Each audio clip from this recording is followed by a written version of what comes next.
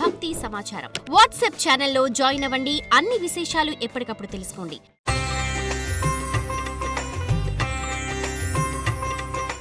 అందరికీ నమస్కారం. ప్రతి ఒక్కరి గృహాల్లో కూడా చాలా సమస్యలు వచ్చేస్తుంటాయి.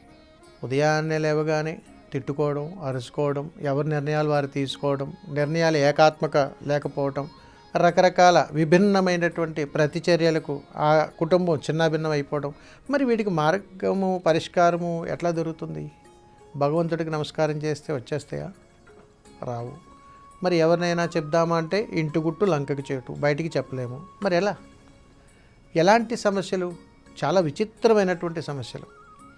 ఎవరి దారి వారిదే, ఎవరి నిర్ణయాలు వారివే, ఎవరి ఆదాయం వారిదే. ఒకే ఇంట్లో ఉంటున్నా కానీ అందరూ అద్దెకుంటున్నట్టే ఉంటుంది. మరి దీనికి పరిష్కార మార్గం ఏమీ లేదా? మరి ఏం చేస్తే బాగుంటుంది? అమ్మమ్మ గారు ఉంటారు, అత్తగారు ఉంటారు, మామగారు ఉంటారు, భార్యాభర్తలు ఉంటారు, ఇంకా రకరకాల బంధువులు ఇళ్లలో ఉంటారు. కానీ ఎక్కడ అన్యోన్యతలు ఉండవు. రకరకాలుగా ఆలోచనలోనూ కూడా కలిసికట్టుగా ఉండవు. మరి ఇలాంటప్పుడు మరి ఎలాంటి పరిష్కారాలు చేసుకోవాలి? మరి ఏదైనా ఇలా చేస్తే అలా మాయమైపోతుందంటే అలాంటివి ధర్మం కాదు. మరి ఏం చేయాలి? దైవశక్తిగా చాలా ప్రామాణికాలు ఉన్నాయి. దైవాన్ని అనుగ్రహం చేసుకుని, ప్రసన్నం చేసుకుని కష్టాల నుంచి బయటపడ్డ వాళ్ళు ఉన్నారు.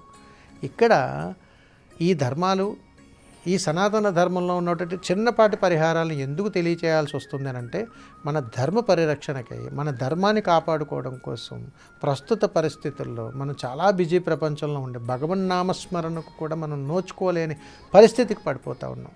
ఇప్పుడున్న పరిస్థితుల్లో ఎలా ఉన్నారు అంటే, ఇలా అంటే ప్రాబ్లం సాల్వ్ అయిపోవాలి, ఇలా అంటే ప్రాబ్లం క్లియర్ అయిపోవాలి, ఎలా అంటే ధనం వచ్చేయాలి. ఎలా కుదురుతుంది? మనం చేసేటువంటి నిత్య ప్రయాణంలో ఈ దేహం అనేటువంటి తత్వానికి మంత్రం అనేటువంటి భగవన్నామస్మరణ ఖచ్చితంగా ఉండాలి.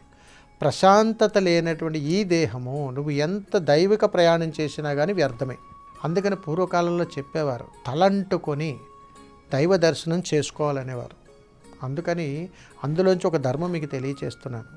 ఎక్కడైతే ఒకే కుటుంబంలో ఉంటూ ఎవరి జీవితాలు వాళ్ళలా బ్రతికేస్తూ, ప్రతి నిత్యము ఇంట్లో ఎవరి నిర్ణయాలు కలగకుండా, ఎవరికి వాళ్ళు ఏకీభవించకుండా, సొంత నిర్ణయాలతోటి బ్రతికేస్తూ ఇబ్బందులు అగచాట్లు పడిపోతున్నటువంటి కుటుంబాలలో గుర్తుపెట్టుకోండి, ఎవరైతే అధికంగా సమస్యగా భావిస్తున్నారో వారు గృహములో ఎప్పుడూ కూడా ఎన్నో రకాలైనటువంటి ఔషధ గుణాలు కూడినటువంటి ద్రవ్యాలతోటి శిరస్నానం చేయాలి.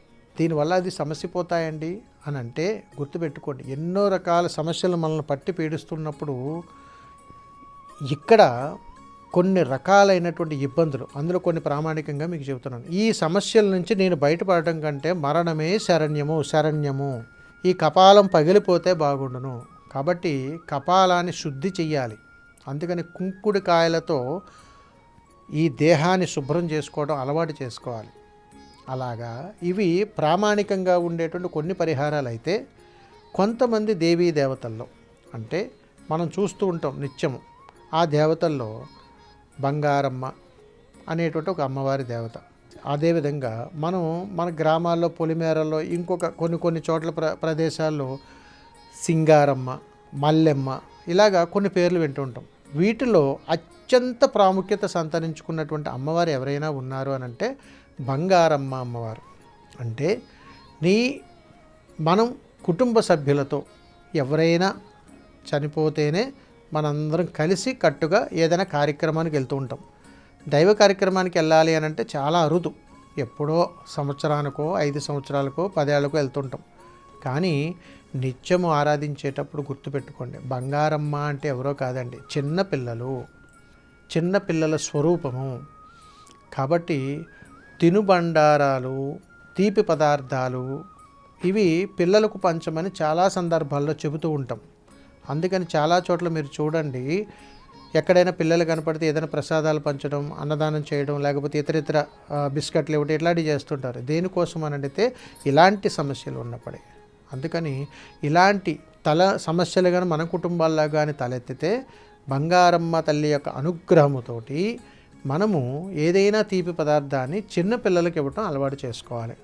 తద్వారా మనకు తెలియకుండానే ప్రశాంతతతో పాటుగా చక్కటి నిర్ణయాత్మకమైనటువంటి నిర్ణయాలు తీసుకునేటువంటి అవకాశాలు ఆ అమ్మ అనుగ్రహంతో దక్కేటువంటి అవకాశాలు ఉన్నాయి. సర్వే జనా సుఖినో భవంతు. శుభం. నమస్కారం.